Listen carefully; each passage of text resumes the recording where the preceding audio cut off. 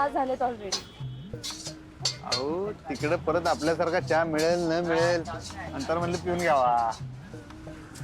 काय मस्त पाऊस पडतो ना. मी काय म्हणते, तिकडे पण असाच पाऊस पडत असेल तर आपण भिजूया. आंबा लई भिजू नका, परत तुम्हाला सर्दी होईल मग. मला काही सर्दी होत नाही लगेच, उलट तुम्हालाच सर्दी होते आणि मग शिंकत बसता अच्छी अच्छी अच्छी करू. कसं कसं कसं कसं अच्छी अच्छी अच्छी. अरे बहुत अच्छे मास्तर तुम्हाला म्हणजे तुम्हाला शिंकणं आणि शिकवणं दोन्ही पण चांगलं जमते.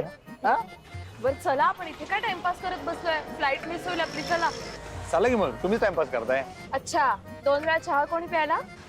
चहाला चालते, चहाचं काही नाही एवढं. ओ माझा फोन गाडीचा राहिला वाटतं. आई साहेबांनी फोन केला पाहिजे, काळजी करत असतील. इमारत बसायच्या आधी फोन करायला पाहिजे बरं काय. तिचा फोन घेऊही नको आणि काय वाटेल ते झालं तरी अधिपतीला भुवनेश्वरीशी बोलू देऊ नको. आता सध्या तुम्ही एअरपोर्टवरती पोहोचा आणि डेस्टिनेशनला लवकरात लवकर जा आणि तोपर्यंत अधिपतीचा आणि भुवनेश्वरीचा कॉन्टॅक्ट व्हायला नकोय.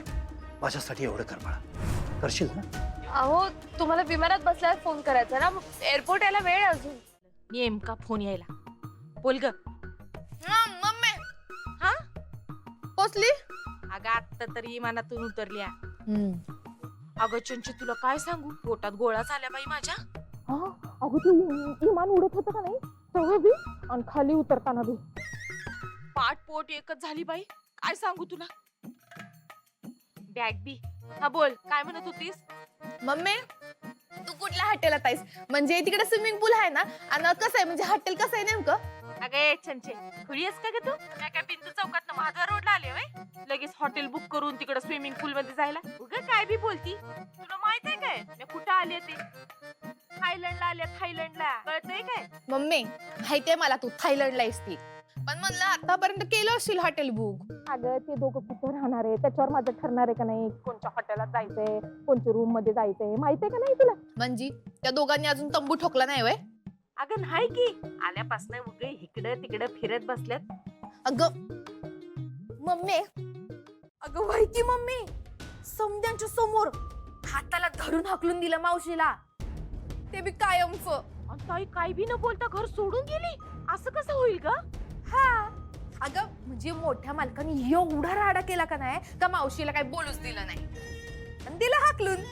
वा चंचे वा, मोठ्या मालकानं बराबर टायमिंग साधलंय बघ. म्हणजे बघ की, अधिपतीला फॉरेनला पाठवलंय आणि ताईला ते सुधडीला पाठवलंय. चांगलं टायमिंग साधलंय.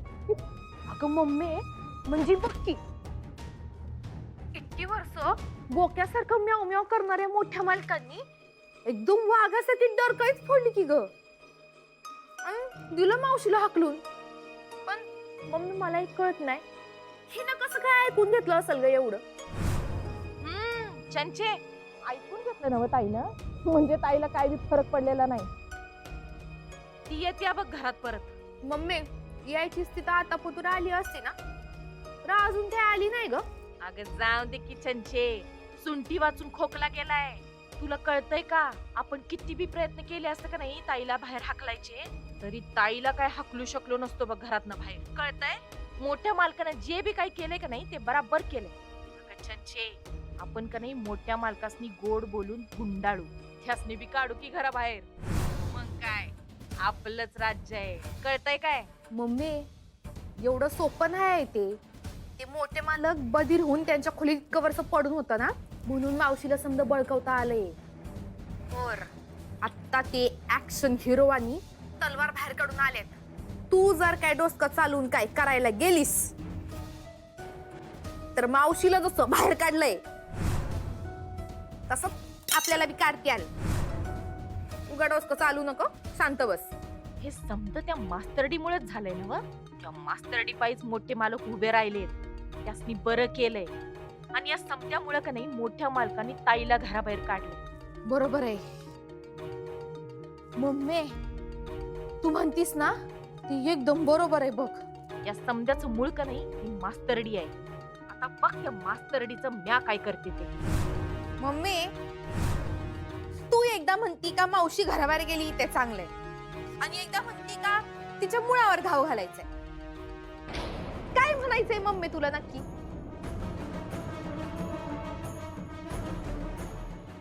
चंचे